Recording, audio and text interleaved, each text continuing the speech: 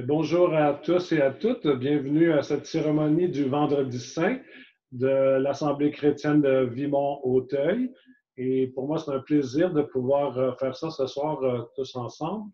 Et je parlais avec quelqu'un avant, comment je me réjouissais de voir comment il y a plusieurs églises évangéliques, en tout cas que j'ai vues à Montréal et ailleurs au Québec, qui habituellement ne font pas nécessairement des cérémonies du Vendredi Saint. Pas qu'ils étaient contre, mais peut-être juste pas par tradition et qui ont commencé à le faire. Donc, on dirait que nous unit davantage et les églises semblent même avoir de plus en plus de rencontres ou de réflexions. Et ce soir, c'est ce que je pensais faire, commencer par une réflexion sur, sur un texte dans Marc 14, des textes qu'on lit dernièrement, surtout avec la Semaine Sainte, et des textes que Scott Campbell, c'est le pasteur Scott Campbell, nous envoie pour nos lectures. Donc, je vais commencer avec une réflexion suivie du repas du Seigneur et après, on pourra se diviser en petits groupes pour pouvoir partager des choses qu'on a apprises et ainsi aussi prier les uns pour les autres. Donc, aujourd'hui, on est le Vendredi Saint. C'est un rappel de la mort de Jésus-Christ sur la croix. On se rappelle de toute la souffrance qu'il a portée, pas la souffrance seulement physique, mais la souffrance aussi spirituelle, émotionnelle, alors qu'il a porté tout le poids des péchés du monde, de ceux qui étaient déjà venus et ceux qui étaient à venir. Et c'est donc un souvenir, en se rappelant justement de ce qui s'est passé sur la croix. Et dans 2 jours, dimanche qui s'en vient, dimanche prochain, on va célébrer ensemble aussi, partout dans le monde, la Pâque, en souvenir justement de sa résurrection, de la résurrection de Jésus. Donc, ce sont des événements historiques, sa mort et sa résurrection, qui est très important, pas juste pour les chrétiens, mais pour l'humanité en entier, parce que ça a permis, suite à sa mort et à sa résurrection, que chaque être humain puisse avoir accès à Dieu par Jésus-Christ en confessant nos péchés, en confessant nos fautes, et ainsi d'avoir la vie éternelle, mais aussi de faire de Jésus notre Sauveur, mais aussi notre Seigneur, c'est-à-dire notre guide et aussi notre maître de nos vies. En fait, je pourrais dire peut-être que en tant que chrétien, même la mort et fêter la mort et la résurrection de Jésus-Christ et probablement devrait être la fête chrétienne la plus importante, même avant Noël. C'est pas que je suis contre célébrer Noël, célébrer la naissance de Jésus, mais la croix et la résurrection ont un impact encore beaucoup plus grand. C'est certain qu'il fallait qu'ils naissent à un moment donné, mais c'est une fête qui est très, très importante. Et surtout, on va voir un peu ce soir aussi que c'est une fête qui est rattachée à une fête juive aussi, donc on appelle en français la Pâque juive. Donc, le peuple juif partout dans le monde on célèbre ça presque en même temps. Cette année, en 2020, c'était mercredi passé, du mercredi soir jusqu'au jeudi. On a des voisins à côté de chez nous qui sont juifs et puis ils sont très âgés. J'ai vu quelqu'un est allé leur livrer probablement un repas de Pâques. Ils avaient 2 grosses boîtes. C'était pas du Saint-Hubert barbecue. Donc, ils ont célébré la Pâques chez eux. Et certains l'ont fait sur Zoom aussi. Donc, ce n'est pas une coïncidence, évidemment, que la crucifixion de Jésus ainsi que sa résurrection, que c'était dans ce moment-là de la Pâque, ce qu'on appelle la Pâque juive. En anglais, c'est peut-être un peu moins compliqué, c'est Passover, hein, qui va passer par-dessus. En hébreu, ils disent Pessa. Et donc, nous, on a le même mot pour la Pâque juive et la Pâque chrétienne, qu'on peut dire. Mais je crois que justement, c'était dans le plan de Dieu que ça se passe dans ce temps de fête, de célébration des Juifs, pas seulement comme témoignage envers les Juifs, mais aussi éventuellement envers le monde entier, en voyant tout ce qui était rattaché avec la crucifixion, la résurrection et tous les symboles qu'on voit dans l'Ancien Testament reliés avec ça. On va regarder ensemble, je n'ai pas de rien sur l'écran, mais si vous avez vos Bibles tout proches, en Marc 14, versets 12 à 26. Marc 14, 12 à 26. On ne regardera pas tous les versets, mais on va lire certains versets clés. Et un peu plus tard, je vais vous amener dans Exode 12 pour des plus grandes explications au niveau de la signification de la Pâque juive. Donc, dans Marc 14, verset 12, le premier jour des pains sans levain, où l'on immolait la Pâque, donc où on sacrifiait l'agneau, les disciples de Jésus lui dirent, où veux-tu que nous allions te préparer la Pâque? On voit que les disciples, étant juifs, évidemment, c'est la fête la plus importante du monde juif, donc il fallait absolument qu'ils fêtent la Pâque. Où veux-tu que nous allions te préparer la Pâque? Et cette journée-là, en question, c'est la journée où chaque famille juive prenait un agneau pur, sans tache, qu'on sacrifiait pour se rappeler de la délivrance que Dieu avait fait lorsque le peuple juif était esclave en Égypte. Donc, quand les disciples de Jésus lui dirent « Où veux-tu que nous allions te préparer la Pâque ?» ce n'était pas une petite chose. Parce que la préparation de la Pâque, c'est incroyable, tous les détails. Et même encore aujourd'hui, si vous regardez, surtout parmi les Juifs orthodoxes, parce que d'autres Juifs peut-être ne suivent pas autant, les Juifs orthodoxes, ils doivent faire plein de rituels pour nettoyer leur maison, mais d'une façon impeccable, avec des rituels. Et la maison, si on pense que nous, on fait un ménage du printemps qui est super beau, super clean, c'est rien à comparer si vous entrez dans une maison juive et vous ne pouvez même pas trouver un petit morceau de croûte de pain à quelque part dans une armoire. Tout est vraiment pur, c'est vraiment propre, c'est d'une propreté incroyable. Donc, quand les disciples ont demandé à Jésus de préparer la Pâque, c'était quelque chose de pas mal gros à préparer, en plus aussi de tous les éléments du repas aussi en question. Je ne sais pas si c'était juste les 12 gars, les 12 disciples qui ont fait tout ça. Habituellement, les femmes sont présentes dans la Pâque, et puis, mais le texte ne nous le dit pas. Donc, verset 16, ils disent « Et ils préparèrent la Pâque ». Donc, ils ont mis beaucoup de temps à préparer cet événement.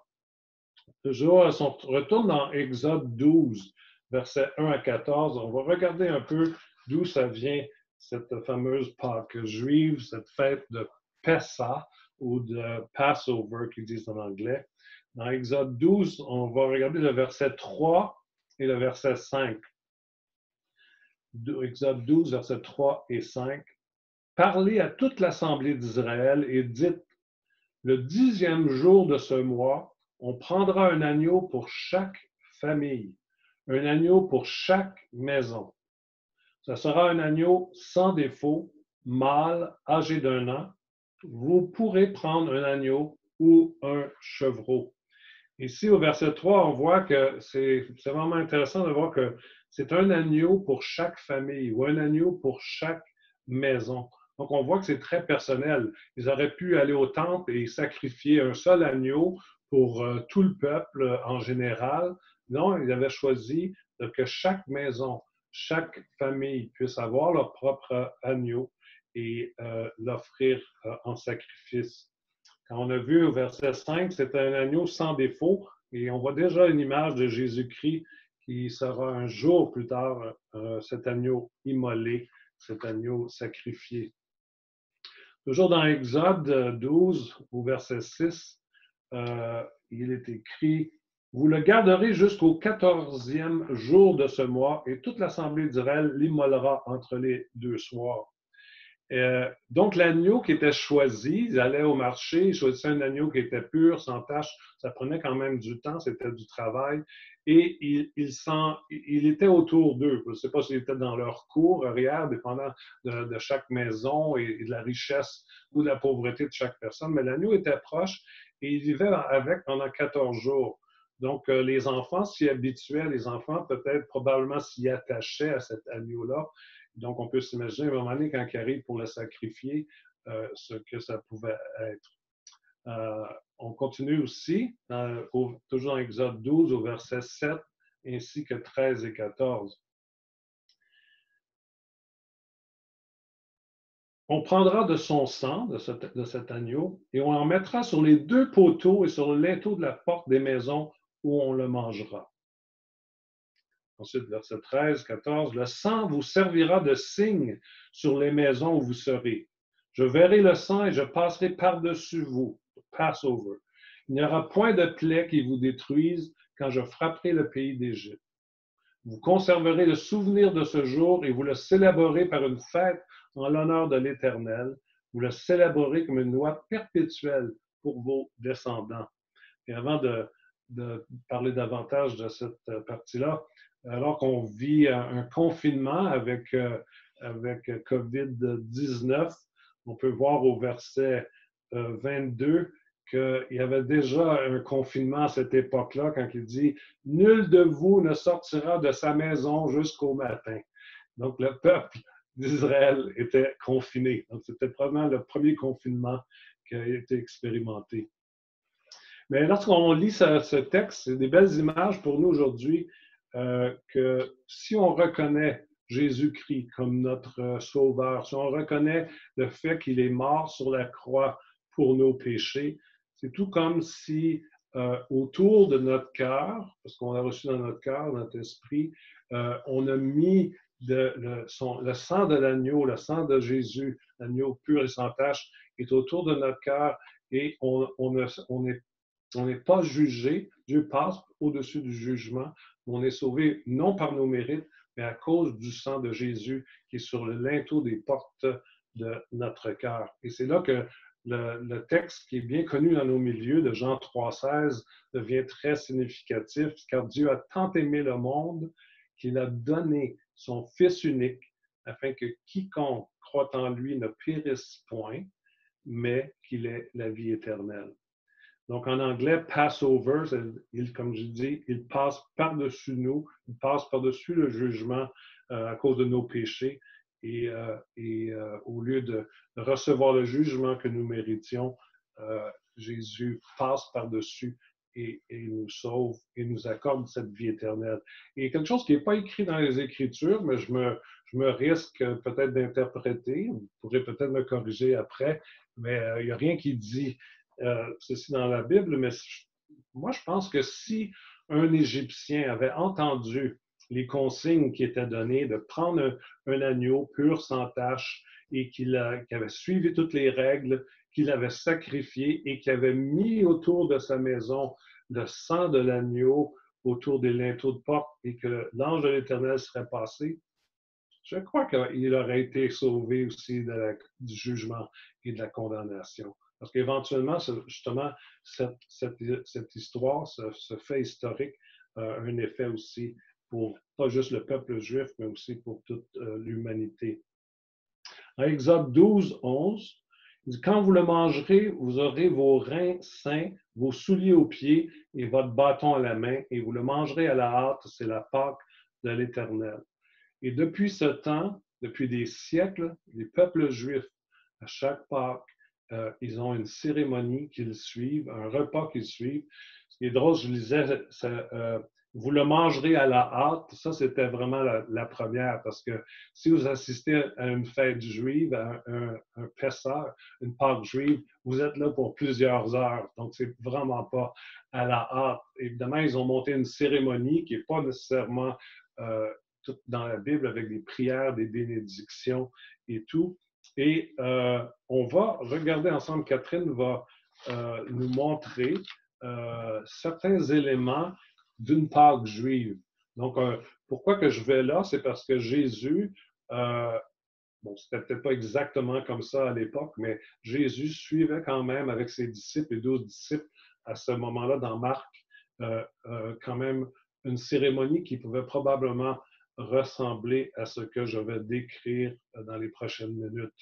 Et peut-être Catherine pourrait démontrer certains éléments. Catherine et moi, on l'a fait à maintes reprises. À un moment donné, on le faisait à chaque année, la Pâque juive. On a même invité des fois des non-chrétiens qui trouvaient ça tellement fascinant, tous les symboles avec autant de l'Ancien Testament et avec Jésus, qui était une façon de témoigner et aussi pour nous, sans être judaïsant, de pouvoir ressortir des belles choses de cette fête.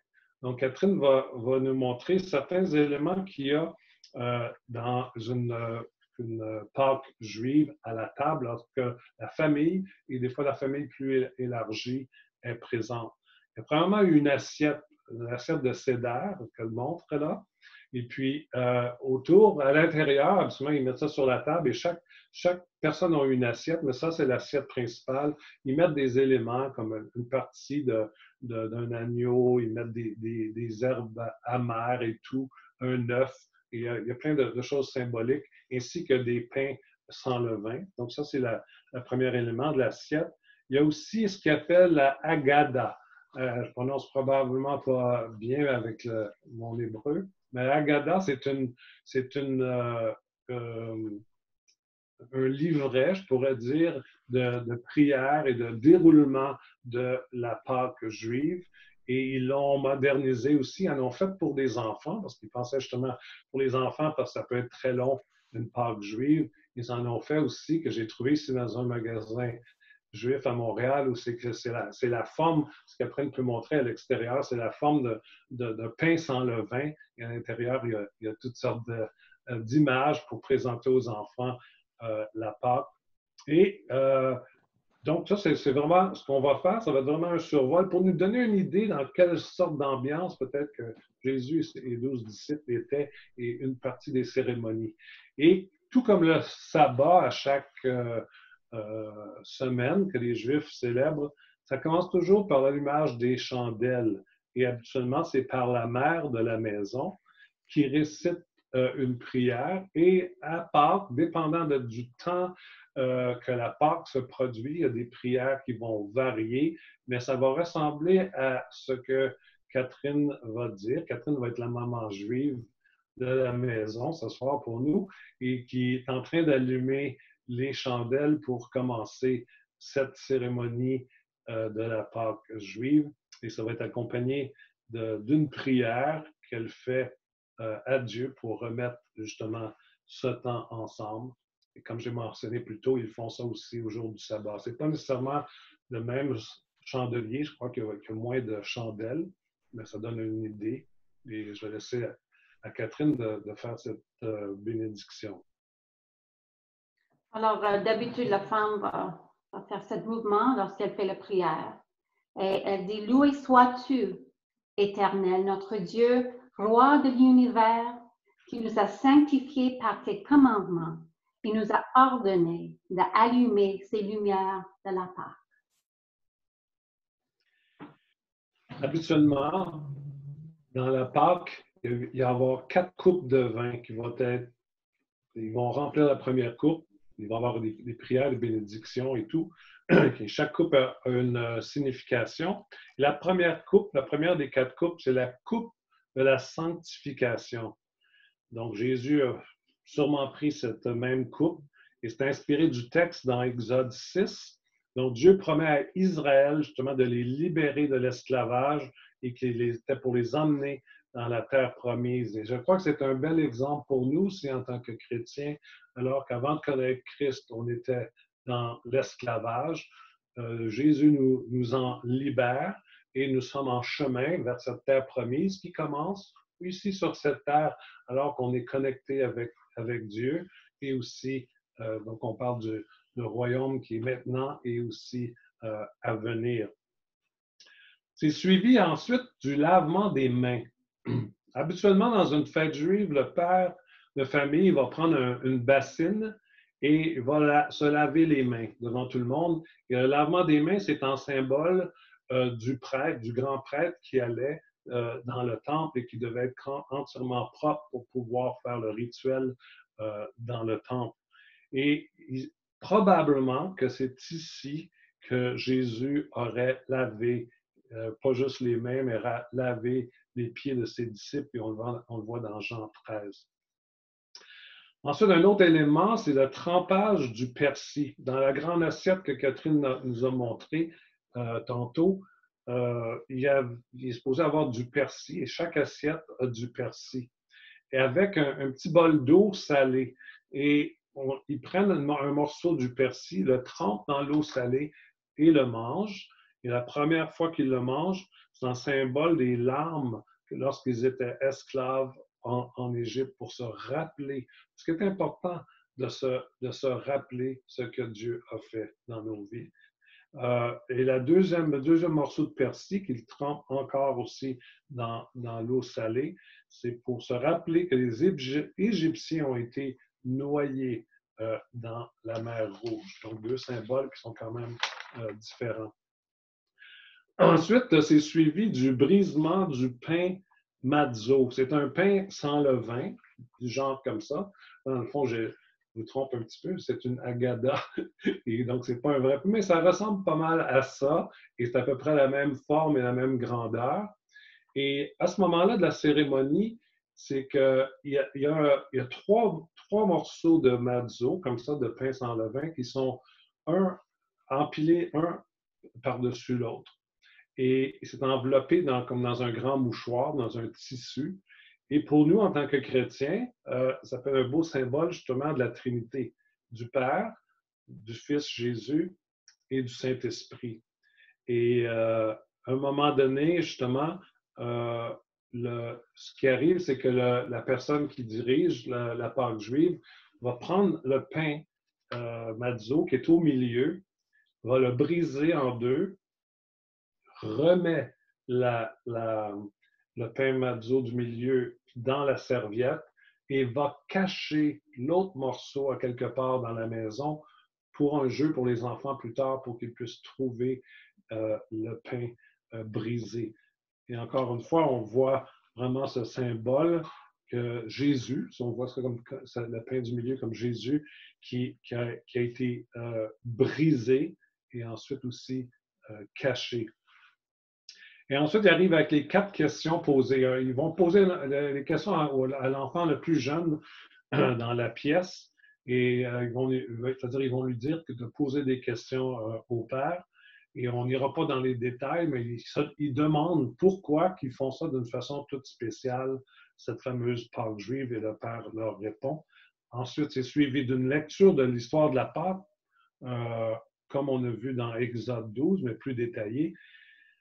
Et ensuite vient la deuxième coupe, qui est la coupe des plaies, les 10 plaies d'Égypte.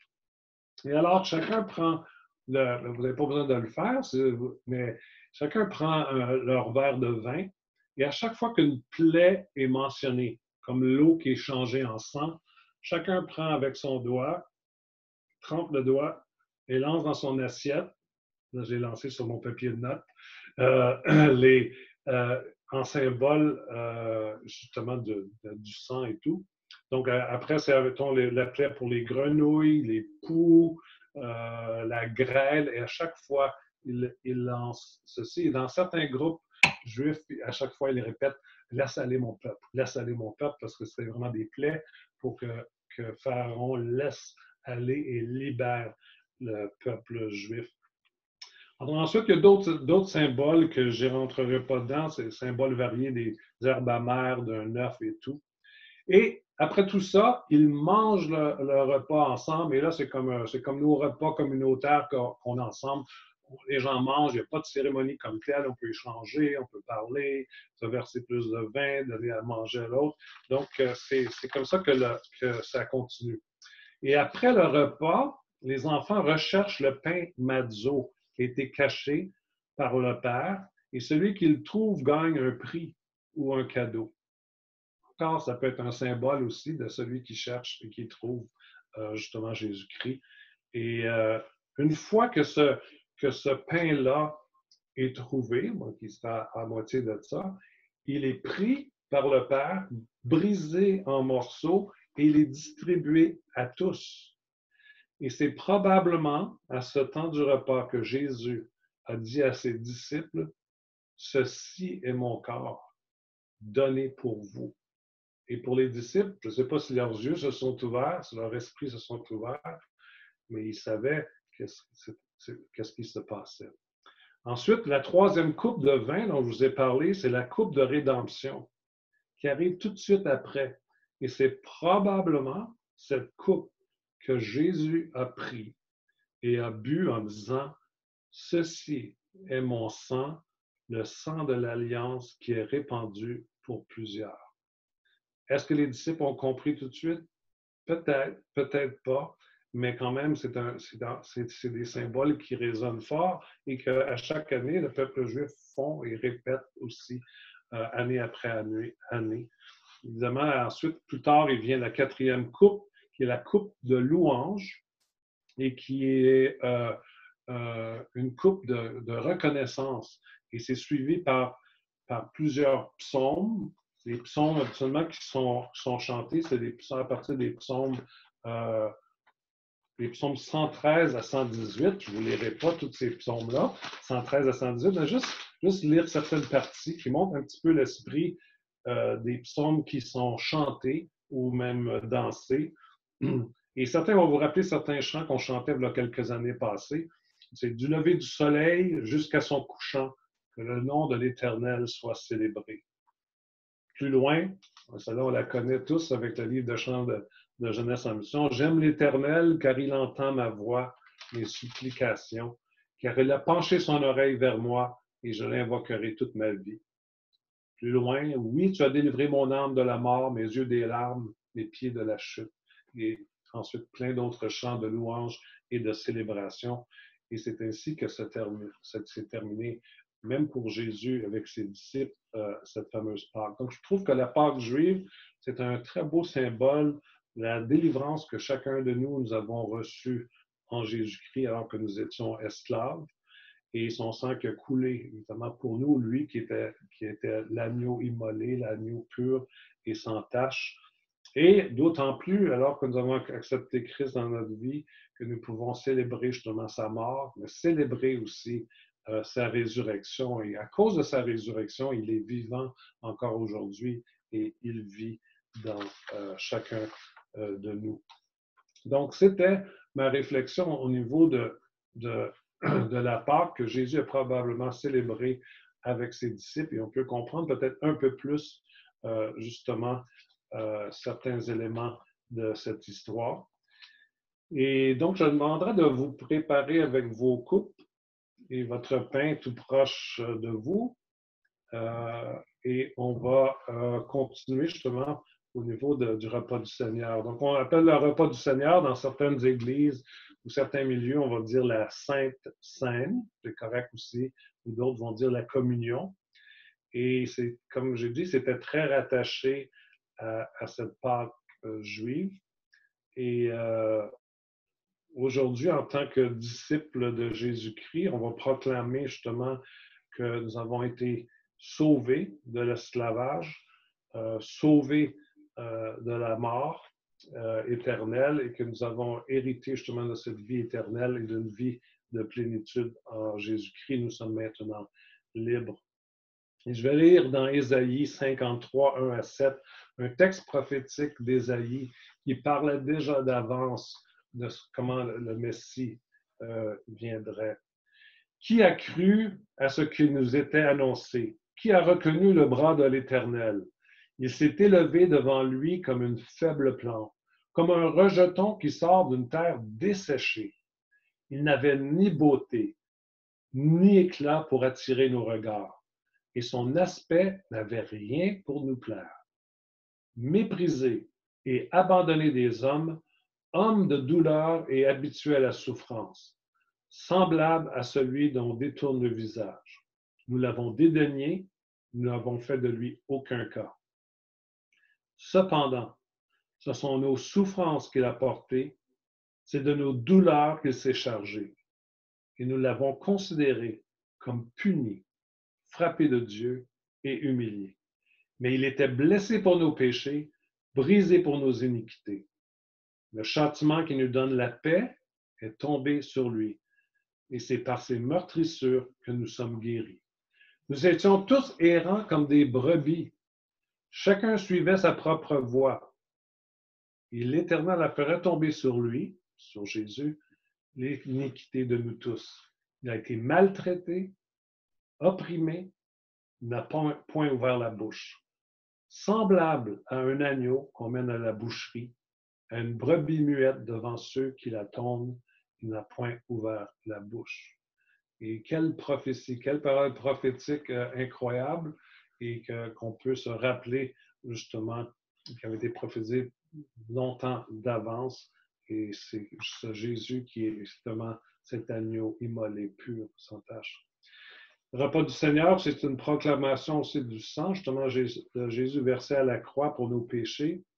Et quelque part dans 1 Corinthiens 5, versets 7 à 8, un beau passage aussi, je le lis à partir de Paroles de vie.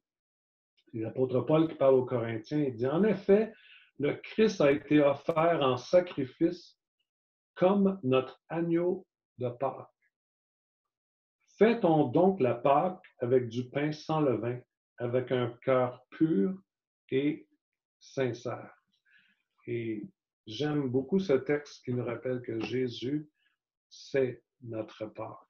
Et tous les symboles qu'on a pu voir ce soir. Donc, cette proclamation qu'on va faire à chaque fois qu'on prend le repas du Seigneur, qu'on prend le pain, qu'on prend le vin, c'est une proclamation qu'on fait en fait à Dieu. C'est comme si on est en train de renouer nos vœux avec lui, nos vœux que nous avons faits lors de notre nouvelle naissance. On se rappelle de cette alliance que Dieu a fait avec nous et que nous avons fait avec lui en prenant le pain et en prenant le vin. C'est une proclamation. Ensuite, c'est une proclamation pour nous-mêmes, pour se rappeler, parce qu'on doit constamment se rappeler de ce que Dieu a fait pour nous dans nos vies. Et c'est un rappel, un souvenir. Et ensuite aussi, cette proclamation, lorsqu'on prend le pain et le vin lors du repas du Seigneur, c'est pour les principautés dans le monde céleste. Il y a des passages dans la parole qui disent que les anges regardent ce qui se passe et ce que l'Église fait dans le monde. Je crois que c'est les bons anges comme les mauvais. Les bons anges se réjouissent, les mauvais se réjouissent moins parce qu'ils voient justement tous les faits de la croix et ce que Jésus a fait dans toute l'humanité et dans nos vies aussi. Donc, à chaque fois qu'on prend le repas du Seigneur, ce n'est pas juste un petit symbole qu'on prend la sauvette comme ça, puis qu'on dit, bon, on prend ça juste en mémoire de lui, on fait ça vite et tout. C'est une proclamation forte que l'on fait à Dieu, à nous-mêmes et aux autres et aux principautés aussi dans le monde céleste. C'est quelque chose de fort qu'on fait, c'est que c'est vraiment une proclamation. Donc, on va lire, je vais lire dans Marc 14. Donc, on retombe dans Marc 14 alors que Jésus célébrait la Pâque avec ses disciples. Au verset 22 à 25, pendant qu'il mangeait, Jésus prit du pain. Et si on se rappelle de l'histoire que j'ai mentionnée plus tôt, c'était probablement justement ce pain Mazzo qui était un symbole de lui. Et après avoir rendu grâce, il le rompit et il le leur donna, tout comme le père de famille qui le rompt à chaque année à la Pâque juive et qui le distribue à tous les autres dans la pièce. Il le rompit et leur donna en disant, et ça, c'est pas dit dans les Pâques juives, prenez, ceci est mon corps. Il prit ensuite une coupe. Et cette coupe-là, c'est cette coupe de rédemption dont j'ai parlé tout à l'heure, qui est la troisième coupe. Donc, les Juifs savaient, les disciples savaient, c'est la coupe de rédemption.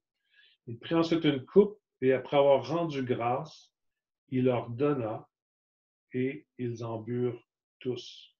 Et il leur dit, ceci est mon sang, le sang de l'Alliance qui est répandu pour plusieurs. Je vous le dis en vérité, je ne boirai plus jamais du fruit de la vigne jusqu'au jour où je boirai de nouveau dans le royaume de Dieu. Ici, on peut terminer l'enregistrement. Et ensuite, ce qu'on va faire, c'est qu'on va simplement se mettre dans l'esprit de prière. Et ceux qui veulent, je vais demander à 2 personnes de prier pour le pain, pour le corps du Christ, donc des prières brèves. Et si vous voulez prier, donc c'est 2 personnes, juste à enlever le mute de vos micros. Et Caroline a quelque chose à mentionner.